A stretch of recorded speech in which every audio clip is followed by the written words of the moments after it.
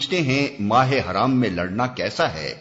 کہو اس میں لڑنا بہت برا ہے، مگر راہ خدا سے لوگوں کو روکنا اور اللہ سے کفر کرنا اور مسجد حرام کا راستہ خدا پرستوں پر بند کرنا اور حرم کے رہنے والوں کو وہاں سے نکالنا اللہ کے نزدیک اس سے بھی زیادہ برا ہے، اور فتنہ خوریزی سے شدید تر ہے۔ وہ تو تم سے لڑے ہی جائیں گے، حتیٰ کہ اگر ان کا بس چلے تو تمہیں اس دین سے پھیر لے جائیں، اور یہ خوب سمجھ لو کہ تم میں سے جو کوئی اس دین سے پھرے گا اور کفر کی حالت میں جان دے گا، اس کے اعمال دنیا اور آخرت دونوں میں ضائع ہو جائیں گے۔ ایسے سب لوگ جہنمی ہیں اور ہمیشہ جہنم ہی میں رہیں گے، اور فتنہ خوریزی سے شدید تر ہے۔ یہ بات ایک واقعے سے متعلق ہے۔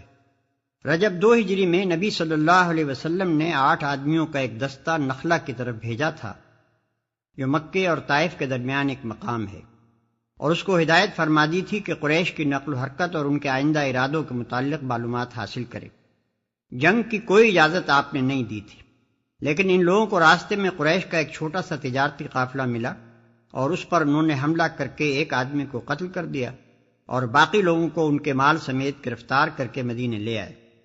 یہ کارروائی ایسے وقت ہوئی جبکہ رجب ختم اور شعبان شروع ہو رہا تھا، اور یہ امر مشتبہ تھا کہ آیا حملہ رجب یعنی ماہ حرام ہی میں ہوا ہے یا نہیں، لیکن قریش نے اور ان سے درپردہ ملے ہوئے یہودیوں اور منافقین مدینہ نے مسلمانوں کے خلاف پروپیگنڈا کرنے کے لیے اس واقعے کو خوب شہرت دی اور سخت اعتراضات شروع کر دیے کہ یہ لوگ چلے ہیں بڑے اللہ والے بن کر، اور حال یہ ہے کہ ماہ حرام تک میں خوریزی سے نہیں چوکتے۔ انہی اعتراضات کا جواب اس آیت میں دیا گیا ہے۔ جواب کا خلاصہ یہ ہے کہ بلا شبہ ماہ حرام میں لڑنا بڑی بری حرکت ہے، مگر اس پر اعتراض کرنا ان لوگوں کے منہ کو تو زیب نہیں دیتا جنہوں نے 13 برس مسلسل اپنے سینکڑوں بھائیوں پر صرف اس لیے ظلم توڑے کہ وہ ایک خدا پر ایمان لائے تھے، پھر ان کو یہاں تک تنگ کیا کہ وہ جلاوطن ہونے پر مجبور ہو گئے، پھر اس پر بھی اکتفا نہ کیا اور اپنے ان بھائیوں کے لیے مسجد حرام تک جانے کا راستہ بھی بند کر دیا، حالانکہ مسجد حرام کسی کی مملوکہ جائیداد نہیں ہے، اور پچھلے 2000 برس میں کبھی ایسا نہیں ہوا کہ کسی کو اس کی زیارت سے روکا گیا۔ اب جن ظالموں کا نامہ اعمال ان کرتوتوں سے سیاہ ہے، ان کا کیا منہ ہے کہ ایک معمولی سی سرحدی جھڑپ پر اس قدر زور شور کے اعتراضات کریں، حالانکہ اس جھڑپ میں جو کچھ ہوا ہے وہ نبی کی اجازت کے بغیر ہوا ہے، اور اس کی حیثیت اس سے زیادہ کچھ نہیں ہے کہ اسلامی جماعت کے چند آدمیوں سے ایک غیر ذمہ دارانہ فعل کا ارتکاب ہو گیا ہے۔ اس مقام پر یہ بات بھی معلوم رہنی چاہیے کہ جب یہ دستہ قیدی اور مال غنیمت لے کر نبی صلی اللہ علیہ وسلم کی خدمت میں حاضر ہوا تھا تو آپ نے اسی وقت فرما دیا تھا کہ میں نے تم کو لڑنے کی اجازت تو نہیں دی تھی، نیز آپ نے ان کے لائے ہوئے مال غنیمت میں سے بیت المال کا حصہ لینے سے بھی انکار فرما دیا تھا، جو اس بات کی علامت تھی کہ ان کی یہ لوٹ ناجائز ہے۔ عام مسلمانوں نے بھی اس فعل پر اپنے ان آدمیوں کو سخت ملامت کی تھی، اور مدینے میں کوئی ایسا نہ تھا جس نے انہیں اس پر داد دی ہو، اور ہمیشہ جہنم ہی میں رہیں گے۔ مسلمانوں میں سے بعض سادہ لوح لوگ جن کے ذہن پر نیکی اور صلح پسندی کا ایک غلط تصور مسلط تھا، کفار مکہ اور یہودیوں کے مذکورہ بالا اعتراضات سے متاثر ہو گئے تھے۔ اس آیت میں انہیں سمجھایا گیا ہے کہ تم اپنی ان باتوں سے یہ امید نہ رکھو کہ تمہارے اور ان کے درمیان صفائی ہو جائے گی۔ ان کے اعتراضات صفائی کی غرض سے ہیں ہی نہیں، وہ تو دراصل کیچڑ اچھالنا چاہتے ہیں۔ انہیں یہ بات کھل رہی ہے کہ تم اس دین پر ایمان کیوں لائے ہو اور اس کی طرف دنیا کو دعوت کیوں دیتے ہو، بس جب تک وہ اپنے کفر پر اڑے ہوئے ہیں اور تم اس دین پر قائم ہو، تمہارے اور ان کے درمیان صفائی کسی طرح نہ ہو سکے گی۔ اور ایسے دشمنوں کو تم معمولی دشمن بھی نہ سمجھو جو تم سے مال و زر یا زمین چھیننا چاہتا ہے، وہ کمتر درجے کا دشمن ہے، مگر جو تمہیں دین حق سے پھیرنا چاہتا ہے وہ تمہارا بدترین دشمن ہے، کیونکہ پہلا تو صرف تمہاری دنیا ہی خراب کرتا ہے، لیکن یہ دوسرا تمہیں آخرت کے ابدی عذاب میں دھکیل دینے پر تلا ہوا ہے۔ خلاف اس کے جو لوگ ایمان لائے ہیں اور جنہوں نے خدا کی راہ میں اپنا گھر بار چھوڑا اور جہاد کیا ہے، وہ رحمت الہی کے جائز امیدوار ہیں، اور اللہ ان کی لغزشوں کو معاف کرنے والا اور اپنی رحمت سے انہیں نوازنے والا ہے۔ اور جہاد کیا ہے، جہاد کے معنی ہے کسی مقصد کو حاصل کرنے کے لیے اپنی انتہائی کوشش صرف کر دینا۔ یہ محض جنگ کا ہم معنی نہیں ہے، جنگ کے لیے تو قتال کا لفظ استعمال ہوتا ہے، جہاد اس سے وسیع تر مفہوم رکھتا ہے، اور اس میں ہر قسم کی جد و جہد شامل ہے۔ مجاہد وہ شخص ہے جو ہر وقت اپنے مقصد کی دھن میں لگا ہو، دماغ سے اسی کے لیے تدبیریں سوچے، زبان و قلب سے اسی کی تبلیغ کرے، ہاتھ پاؤں سے اسی کے لیے دوڑ دھوپ اور محنت کرے، اپنے تمام امکانی وسائل اس کو فروغ دینے میں صرف کر دے، اور ہر اس مزاحمت کا پوری قوت کے ساتھ مقابلہ کرے جو اس راہ میں پیش آئے، حتیٰ کہ جب جان کی بازی لگانے کی ضرورت ہو تو اس میں بھی دریغ نہ کرے۔ اس کا نام ہے جہاد۔ اور جہاد فی سبیل اللہ یہ ہے کہ یہ سب کچھ صرف اللہ کی رضا کے لیے اور اس غرض کے لیے کیا جائے کہ اللہ کا دین اس کی زمین پر قائم ہو اور اللہ کا کلمہ سارے کلموں پر غالب ہو جائے۔ اس کے سوا اور کوئی غرض مجاہد کے پیش نظر نہ ہو۔ پوچھتے ہیں شراب اور جوئے کا کیا حکم ہے؟ کہو ان دونوں چیزوں میں بڑی خرابی ہے، اگرچہ ان میں لوگوں کے لیے کچھ منافع بھی ہیں، مگر ان کا گناہ ان کے فائدے سے بہت زیادہ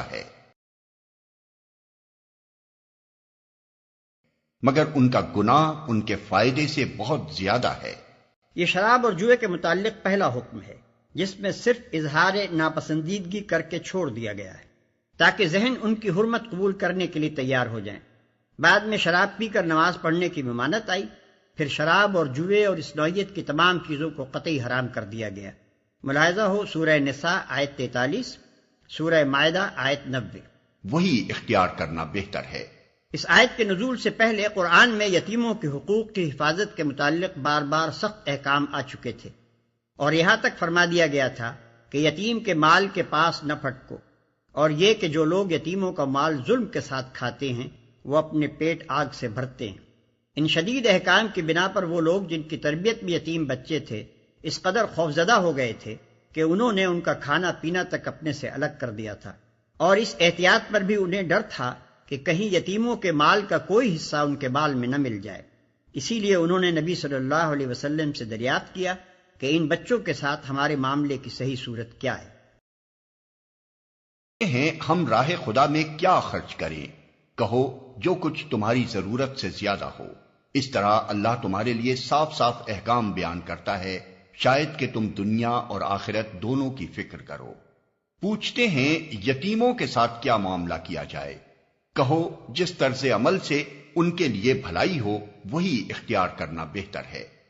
اگر تم اپنا اور ان کا خرچ اور رہنا سہنا مشترک رکھو تو اس میں کوئی مذائقہ نہیں، آخر وہ تمہارے بھائی بند ہی تو ہیں۔ برائی کرنے والے اور بھلائی کرنے والے دونوں کا حال اللہ پر روشن ہے۔ اللہ چاہتا تو اس معاملے میں تم پر سختی کرتا، مگر وہ صاحب اختیار ہونے کے ساتھ صاحب حکمت بھی ہے۔ اس آیت کے نزول سے پہلے قرآن میں یتیموں کے حقوق کی حفاظت کے متعلق بار بار سخت احکام آ چکے تھے،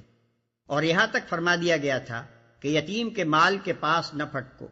اور یہ کہ جو لوگ یتیموں کا مال ظلم کے ساتھ کھاتے ہیں وہ اپنے پیٹ آگ سے بھرتے ہیں۔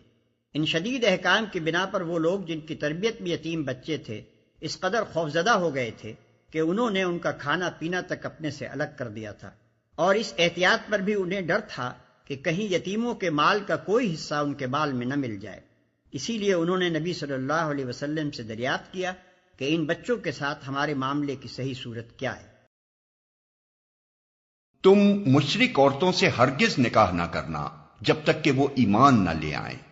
ایک مومن لونڈی مشرک شریف زادی سے بہتر ہے اگرچہ وہ تمہیں بہت پسند ہو، اور اپنی عورتوں کے نکاح مشرک مردوں سے کبھی نہ کرنا جب تک کہ وہ ایمان نہ لے آئیں۔ ایک مومن غلام مشرک شریف سے بہتر ہے اگرچہ وہ تمہیں بہت پسند ہو۔ یہ لوگ تمہیں آگ کی طرف بلاتے ہیں، اور اللہ اپنے اذن سے تم کو جنت اور مغفرت کی طرف بلاتا ہے، اور وہ اپنے احکام واضح طور پر لوگوں کے سامنے بیان کرتا ہے۔ توقع ہے کہ وہ سبق لیں گے اور نصیحت قبول کریں گے۔ یہ لوگ تمہیں آگ کی طرف بلاتے ہیں۔ یہ ہے علت و مصلحت اس حکم کی جو مشرکین کے ساتھ شادی بیاہ کا تعلق نہ رکھنے کے متعلق اوپر بیان ہوا تھا۔ عورت اور مرد کے درمیان نکاح کا تعلق محض ایک شہوانی تعلق نہیں ہے، بلکہ وہ ایک گہرا تمدنی، اخلاقی اور قلبی تعلق ہے۔ مومن اور مشرک کے درمیان اگر یہ قلبی تعلق ہو تو جہاں اس امر کا امکان ہے کہ مومن شوہر یا بیوی کے اثر سے مشرک شوہر یا بیوی پر اور اس کے خاندان اور آئندہ نسل پر اسلام کے عقائد اور طرز زندگی کا نقش ثبت ہوگا،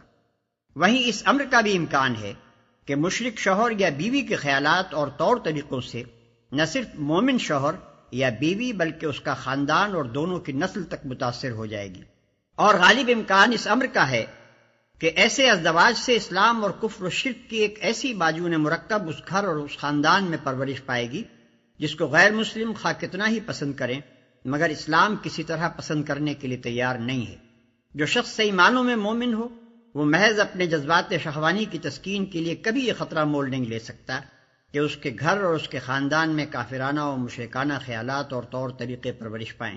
اور وہ خود بھی نادانستہ اپنی زندگی کے کسی پہلو میں کفر و شرک سے متاثر ہو جائے۔